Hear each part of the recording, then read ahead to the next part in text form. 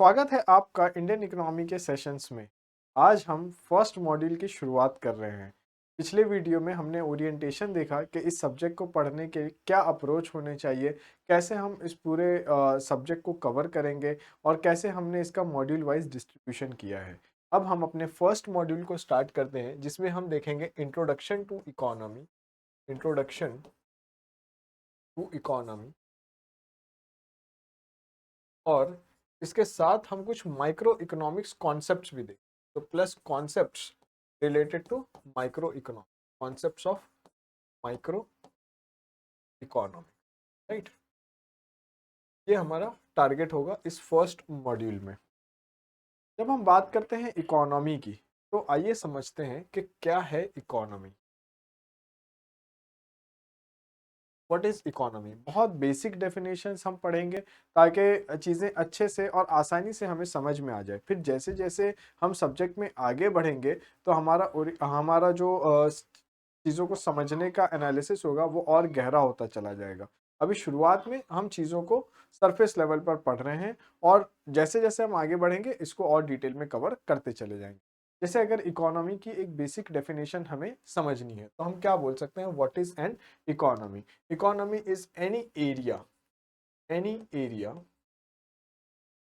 real or virtual, real or virtual, or region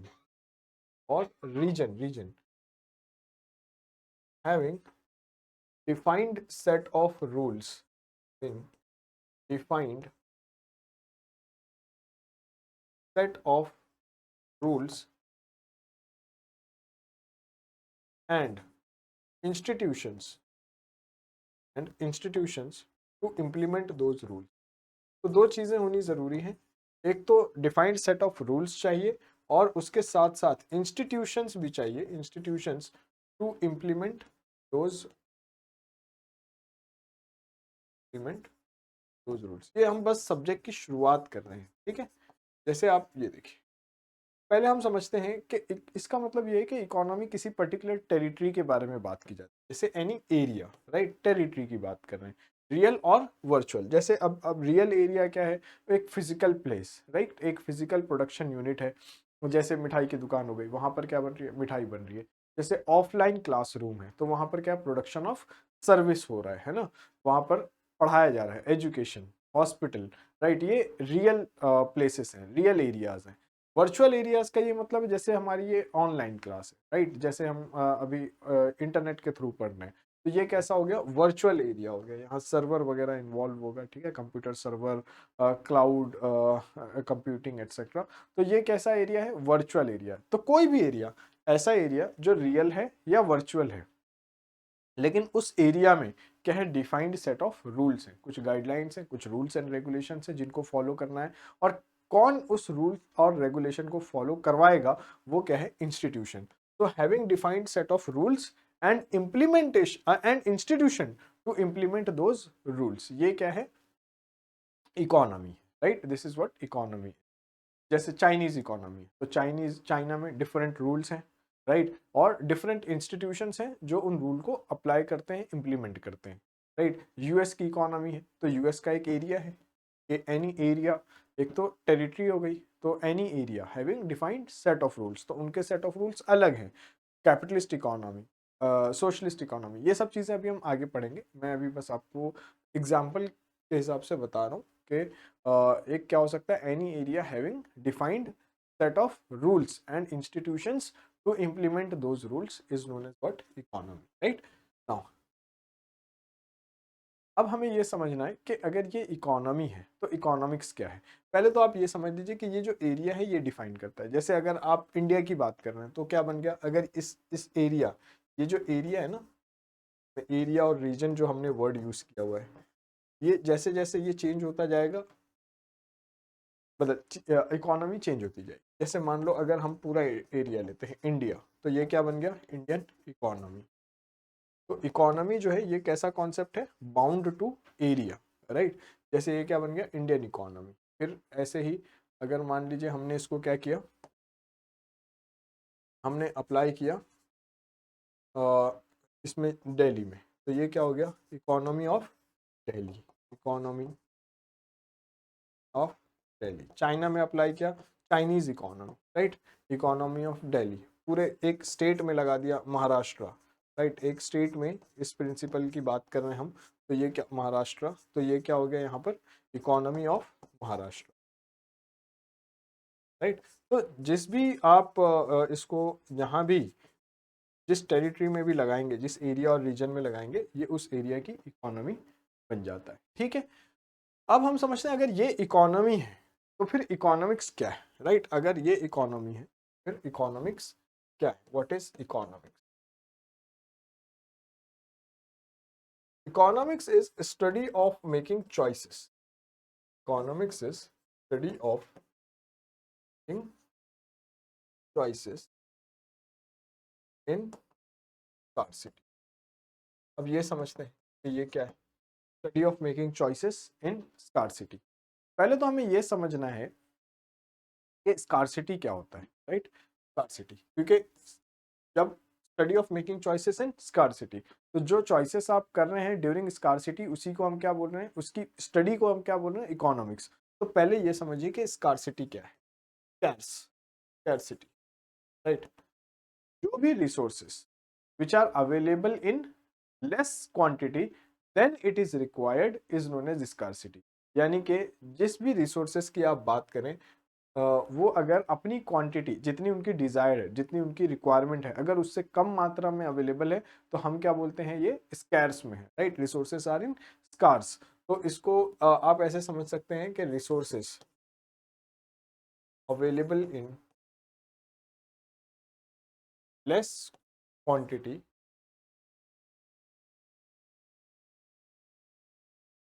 then it is required, then it is required, right।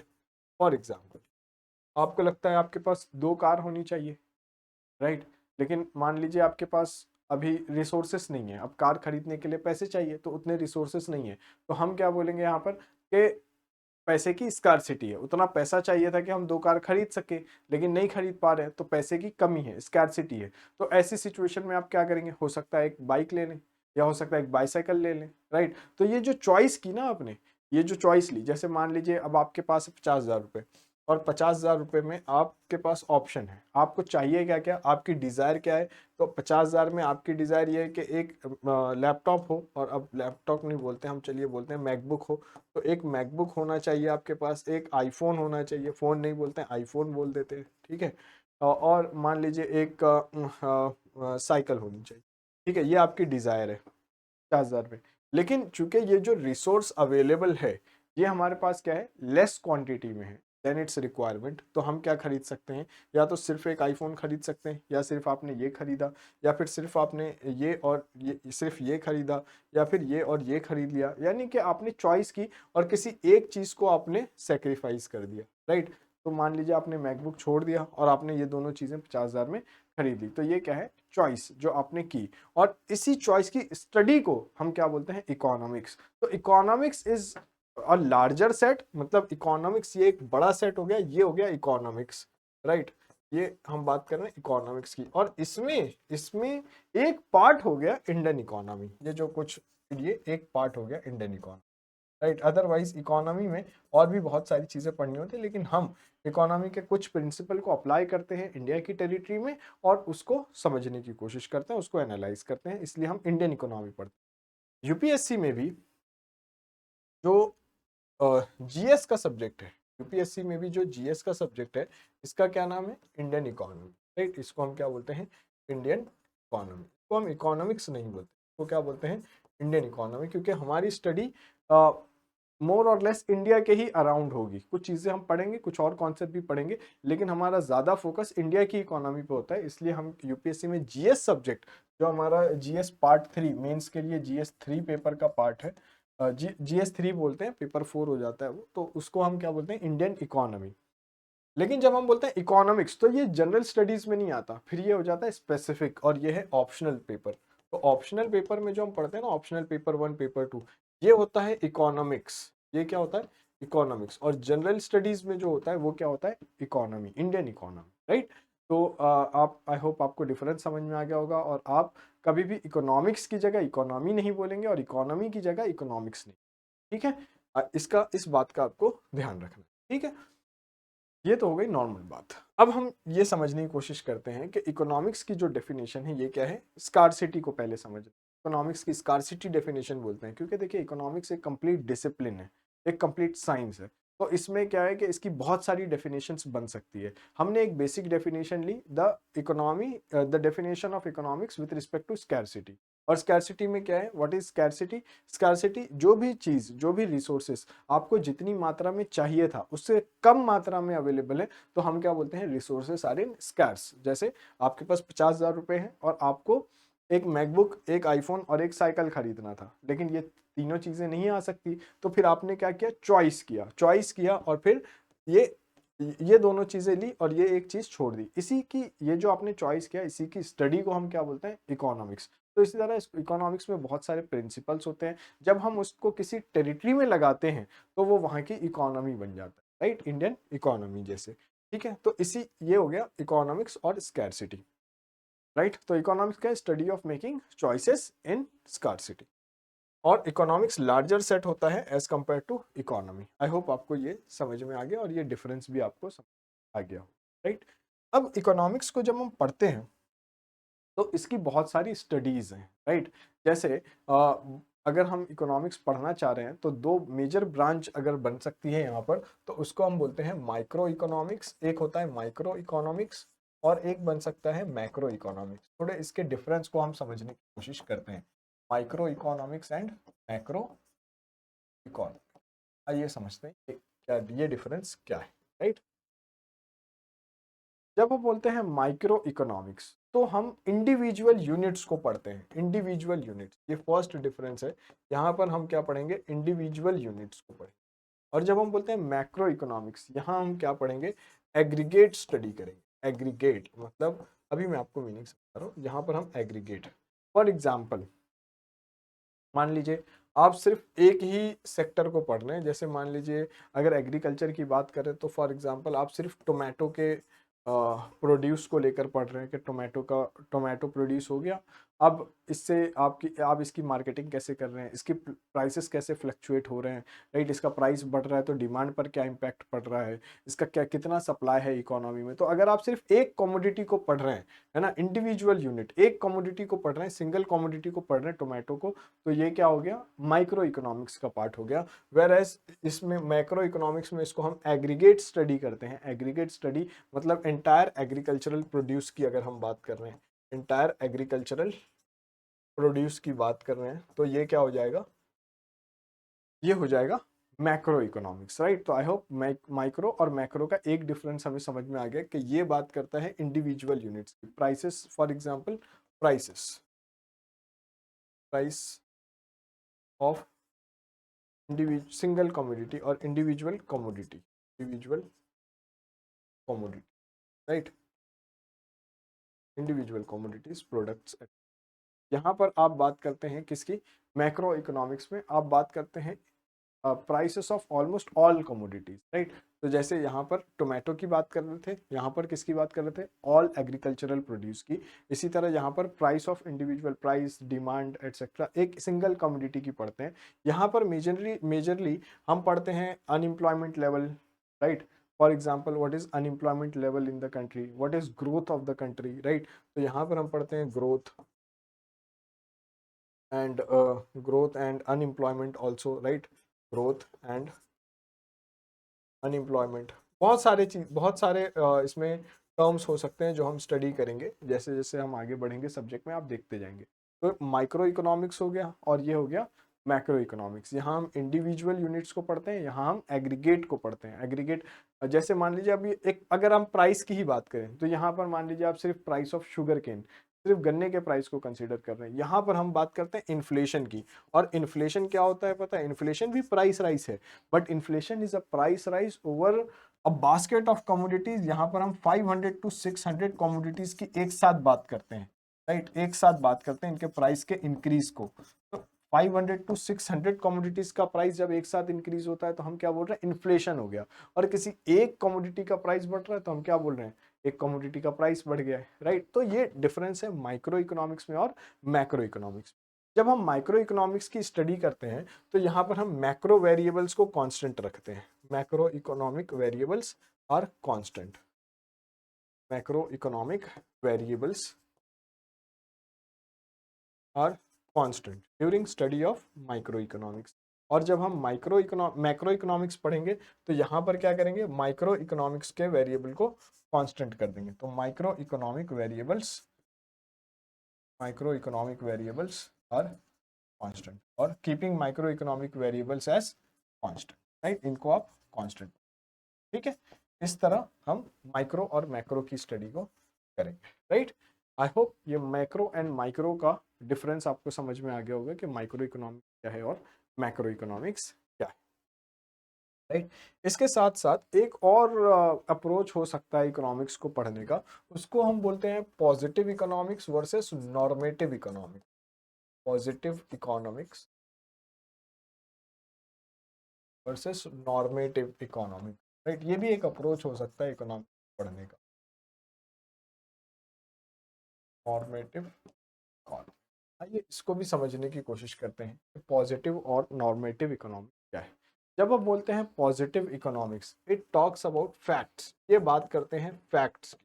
और जब हम बोलते हैं normative economics, तो ये बात करते हैं कि क्या होना चाहिए, what should be the desirable outcome, क्या होना चाहिए, desirables, right, what ought to be. जैसे फैक्ट्स में हम बात करते हैं व्हाट इज, व्हाट वाज, और इसके साथ हम बात करते हैं what will be, right, what is, what was and what will be. और यहाँ पर हम क्या बात करते हैं, पॉजिटिव नॉर्मेटिव इकोनॉमिक्स में हम बात करते हैं what ought to be, what ought to be, क्या होना चाहिए, क्या बात करते हैं यहाँ पर, व्हाट ऑट टू बी। जैसे अगर मैं आपको एग्जांपल दूं इसमें, तो फैक्ट्स में जैसे हम बात करते हैं कि 27% population, example 27% population is living below poverty line, मतलब 27% लोग पुअर हैं। तो 27% population living below poverty line, below poverty line, गरीबी रेखा से नीचे जीवन गुजार रहे हैं 27% पॉपुलेशन। ये क्या हो गया, एक फैक्ट हो गया। लेकिन यहां पर क्या बात करेंगे आप नॉर्मेटिव इकोनॉमिक्स में कि पॉवर्टी शुड बी इरेडिकेटेड, गरीबी का खात्मा होना चाहिए, poverty should be eradicated, poverty should be eradicated, right, poverty should be, this is right. जैसे मान लीजिए यहाँ पर हम बात करते हैं कि infant mortality rate, child mortality rate, I hope ये फैक्ट्स हैं। जैसे इन्फेंट मोर्टेलिटी रेट का क्या मतलब होता है, इन्फेंट मोर्टेलिटी रेट, इसका ये मतलब होता है कि इन्फेंट उसको बोलते हैं हम, इन्फेंट्स, ये इन्फेंट्स के लिए ना, इन्फेंट्स उसको बोलते हैं हम जिसकी एज 0 से 1 ईयर के बीच में हो, ठीक है, अभी पूरा 1 साल कंप्लीट नहीं हुआ, तो between 0 to 1 year of age the baby is called as infant, right. इसी तरह हम डिस्कस करते हैं child mortality rate. Child mortality rate, child कौन होता है इस केस में, जब हम चाइल्ड मोर्टेलिटी रेट कैलकुलेट कर रहे हैं तो इस केस में चाइल्ड होता है अंडर 5। अंडर 5 को हम क्या बोलते हैं, अंडर एज ऑफ 5, इनको हम क्या बोलते हैं, चाइल्ड। और इनकी डेथ रेट को जब हम कैलकुलेट करते हैं तो इसको बोलते हैं चाइल्ड मोर्टेलिटी रेट। यहाँ पर इन्फेंट्स की डेथ रेट को कैलकुलेट करते हैं आउट ऑफ 1000 कितने बच्चों की डेथ हो जाती है बिफोर अटेनिंग। जैसे 1000 लाइव बर्थ हुई, 1000 बर्थ्स आर लाइव, उनकी लाइव बर्थ हुई 1000 बच्चों की, और उसमें से कितने बच्चे ऐसे हैं जो 1 साल की एज को पहुंचने से पहले ही उनकी डेथ हो गई, राइट, फर्स्ट बर्थडे उनका नहीं हो पाया, उनकी डेथ हो गई, तो उन बच्चों को हम क्या बोलते हैं, इन्फेंट। उस रेट को जब हम रेट कैलकुलेट करते हैं, ये इसको कैलकुलेट करते हैं आउट ऑफ 1000, तो आउट ऑफ 1000 जब उतने को आप कैलकुलेट करते हैं तो उसको क्या बोलते हैं हम, infant mortality rate, infant mortality rate. इसी तरह अगर अंडर 5 कैलकुलेट करते हैं तो उसको हम क्या बोलते हैं, चाइल्ड मोर्टेलिटी रेट। इसी तरह एक और रेट कैलकुलेट करते हैं, maternal mortality rate. Maternal mortality rate क्या होता है कि during the delivery, right, during the delivery of child कितनी मदर्स होती हैं जिनकी डेथ हो जाती है, तो इसको हम आउट ऑफ 1 लाख कैलकुलेट करते हैं। इसका भी एक रेशियो है, रेशियो मतलब क्या, डिनोमिनेटर में कुछ होगा, तो आउट ऑफ 1 लाख आप कैलकुलेट कर रहे हैं ना, तो आउट ऑफ 1 लाख बर्थ कितनी बर्थ ऐसी हुई जिसमें मदर की डेथ हो गई, ये कैलकुलेट करते हैं, तो इसको हम क्या बोलते हैं, मैटरनल मोर्टेलिटी रेट। ये सब आगे हम डिटेल में पढ़ेंगे, अभी मैं आपको पॉजिटिव इकोनॉमिक्स जब मैं आपको बता रहा हूँ तो मैं ये बता रहा हूँ कि पॉजिटिव का सिर्फ ये मतलब नहीं है कि सारी चीज़ें जो पॉजिटिव होंगी, निगेटिव भी है। Infant mortality rate suppose it is 40%, 400 children, 400 infants are, मतलब 400 इन्फेंट्स की डेथ हो जाती है out of 1000 children, right, out of 1000 infants. तो और 1000 live births, out of 1000 live births 400 infants की क्या हो जाती है, डेथ हो जाती है। तो ये तो निगेटिव कॉनोटेशन है ना, ये तो एक निगेटिव घटना है, निगेटिव चीज़ है। इकोनॉमी के बारे में ये एक निगेटिव बात है, राइट। लेकिन हम इसको इकोनॉमी की स्टडी में कैसे करते हैं, पॉजिटिव इकोनॉमिक्स में पढ़ रहे हैं। और नॉर्मेटिव इकोनॉमिक्स में क्या होता है, क्या होना चाहिए। For example we should achieve zero hunger, तो we should be able to achieve zero hunger. अभी है नहीं जीरो हंगर, लेकिन क्या होना चाहिए, जब इसकी बात करते हैं तो ये क्या है, नॉर्म है। नॉर्मेटिव इकोनॉमिक्स की हम बात कर रहे हैं, तो यहां पर क्या बात करेंगे, व्हाट ऑट टू बी, क्या होना चाहिए। We should achieve zero hunger, we should achieve zero hunger, right, we should achieve zero hunger. तो ये हम क्या बता रहे हैं, क्या होना चाहिए। यहां पर क्या है, ये सारी चीजें हैं, ये फैक्ट्स, राइट। ये जो फैक्ट्स हैं वो, और ये क्या होना चाहिए वो, ये है पॉजिटिव इकोनॉमिक्स। तो इकोनॉमिक्स को पढ़ने का बहुत सारा डिसिप्लिन है, डिफरेंट डिफरेंट अप्रोच से आप इकोनॉमी को पढ़ सकते हैं, right. Positive economics, normative economics, micro, macro और अदर भी हैं, लेकिन अभी हम हमारा वो एरिया नहीं है कि हम इसको ज़्यादा एक्सप्लोर करें। तो ये एक बेसिक हो गया जो हम किसी भी इकोनॉमी और इकोनॉमिक्स को समझने में हमें हेल्प मिलेगी। हम मिलते हैं नेक्स्ट क्लास में, जहां हम कुछ और इम्पॉर्टेंट कॉन्सेप्ट डिस्कस करेंगे। Thank you very much, take care, bye bye.